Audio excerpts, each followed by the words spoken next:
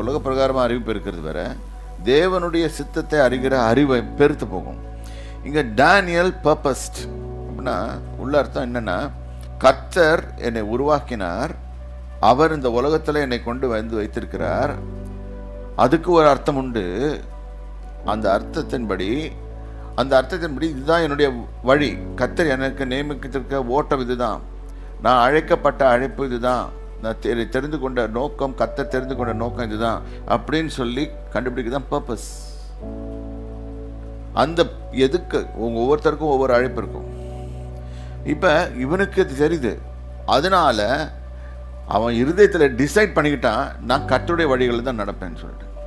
இதுதான் இந்த வசனம் சொல்லுது. இது புரிஞ்சிட்டா நீங்கள் வெற்றிகரமாக வாழலாம். இதை புரியாமல் இருந்தீங்கன்னா கதை படிச்சுட்டு போயிடலாம்.